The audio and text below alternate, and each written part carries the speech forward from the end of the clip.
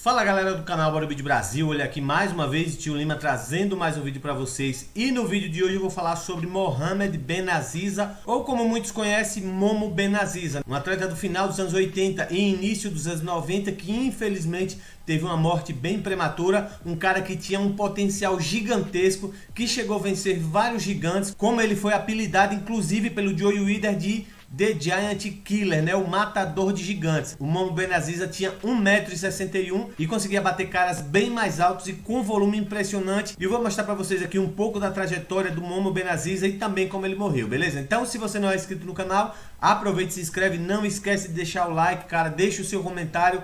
Vamos bater a meta dos 50 mil inscritos. Então, se você curte, assiste o canal, não se esquece de clicar nesse ícone aqui no canto do vídeo e aproveite e já se inscreve aí. Tá saindo muito vídeo bacana, muito atleta old school que a galera pouco conhece. Então, se você quer ficar por dentro e conhecer essas lendas como o Momo Benaziza, não deixa de se inscrever no canal, beleza? Então é isso aí, sem muita enrolação, bora lá!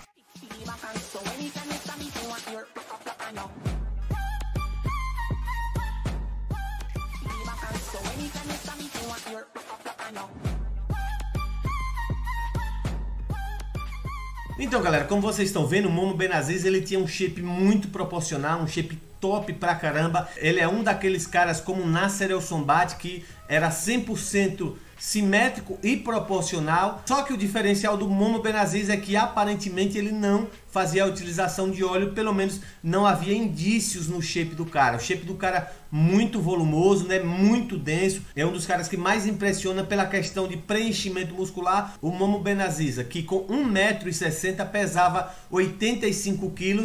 Porém, como vocês podem ver, o volume que ele apresentava, né, aquela ilusão de um shape muito mais pesado, a gente muitas vezes chega à impressão de que um cara desse chega a pesar uns 100 quilos aproximadamente, né, muito mais denso e muito mais cheio do que muito 212 da era atual. Então a gente vê que realmente os atletas old school, os atletas da era de ouro do bodybuilding realmente apresentavam coisa que para nós hoje é praticamente impossível. A gente vê os atletas da categoria até 80 quilos, até 85 quilos, por mais que os caras tenham a mesma altura do Momo, eles não apresentam essa qualidade de músculo e até mesmo esse volume. A gente vê atletas até com 100 quilos, 102 quilos, muitos inclusive com uma altura próxima aí do Momo Benaziza e não apresenta nem próximo do volume que o cara apresentava. O que mais impressionava no shape do Momo era a dorsal. O cara realmente tinha um shape top.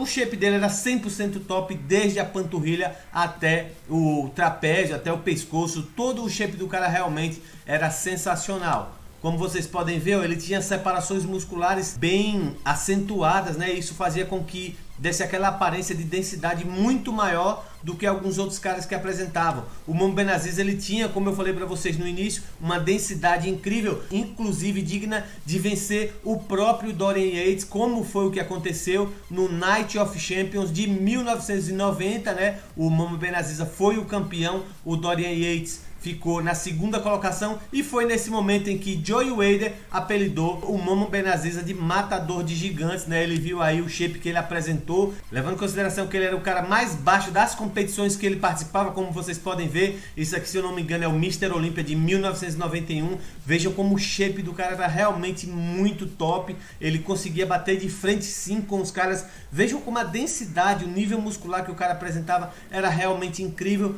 Eu não sei como ele pegou apenas a 5ª colocação no Mr. Olympia de 1991. O Momo, que participou de 4 competições do Mr. Olympia, ficou na 11ª colocação.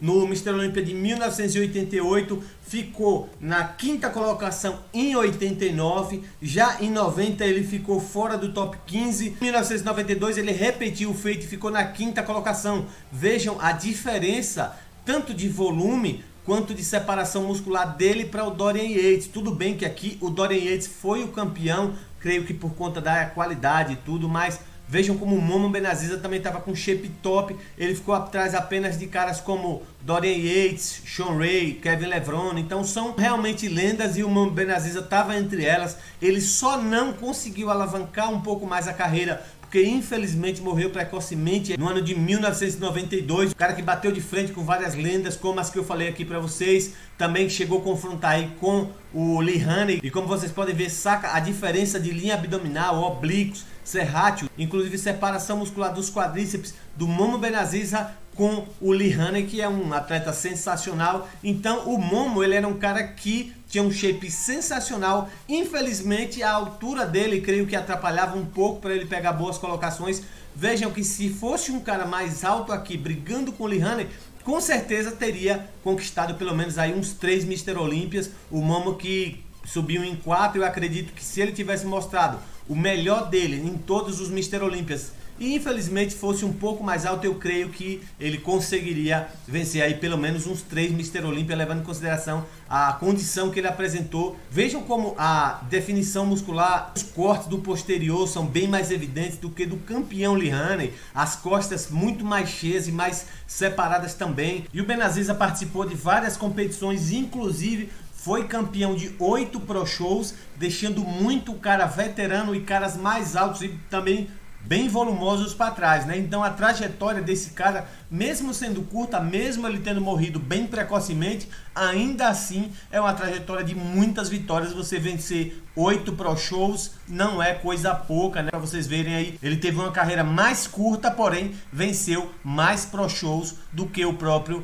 Lee Priest, né? Então tá aí um cara na mesma altura do Lee Priest que ainda conseguiu mostrar um shape que, no meu ponto de vista, bem à frente do Lee Priest e vencer mais competições do que ele, né? Ele que também confrontou aqui, como vocês podem ver, o Andreas Munzer, que muitos falam que os dois morreram pela mesma causa. Os dois morreram tentando ser o melhor bodybuilder, acabaram arriscando demais a saúde para ter uma carreira mais vitoriosa e infelizmente os dois acabaram morrendo bem precocemente. O Momo Benaziza, que faleceu aí aos 33 anos de idade, logo após ter vencido o Grand Prix da Holanda. Ele emendou, participou do Mr. Olympia de 92, logo depois participou do Grand Prix da Holanda e acabou morrendo aí bem precocemente aos 33 anos de idade. Há várias versões do motivo da morte do Momo Benaziza, mas o motivo oficial que foi publicado aí pela IFBB foi por uma doença sanguínea hereditária. A gente sabe que não foi bem isso aí. Muitos falam que ele morreu por conta de abuso de diuréticos, porém o Momo já vinha há alguns dias reclamando de falta de ar. Então eu acredito que o diurético, assim como a insulina, que foi também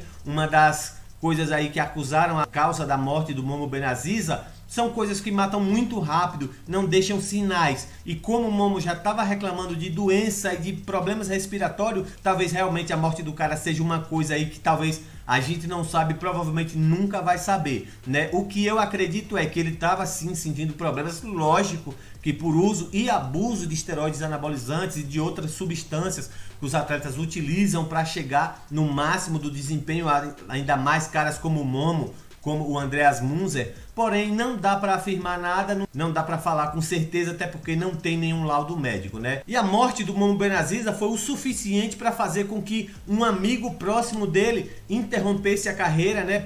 Parasse totalmente com as competições. Um dos caras que eu quero passar para vocês aqui, que também tinha uma estatura muito baixa e apresentava um shape muito bacana, que é o Steve Brisbois. O cara, ao ver a morte do melhor amigo, preferiu largar as competições e acabou abandonando o fisiculturismo de uma vez por todas. Não é como os caras que muitas vezes abandonam e depois acabam voltando. O Steve, ao ver a morte do amigo, ele realmente abandonou totalmente o bodybuilding, né? Inclusive ele escreveu um artigo dizendo o seguinte: como a morte do meu bom amigo mudou toda a minha vida. E nesse artigo aí ele conta tudo de como ele modificou a vida, como foi ver o melhor amigo dele morrer e tal, e fez com que esse atleta barrasse a carreira. Um cara que, como eu falei para vocês, tinha uma estatura muito baixa. A gente vê que caras bem mais altos, como era o caso do Ralph Miller aqui confrontando com ele, a gente vê que realmente esses caras infelizmente apresentavam um shape muito bacana, mas quando os caras mais altos apresentavam também um shape bacana, não tinha como os caras mais baixos conseguirem ficarem à frente. Infelizmente essa foi uma época em que não tinha a categoria 202, nem a categoria que é hoje a 212,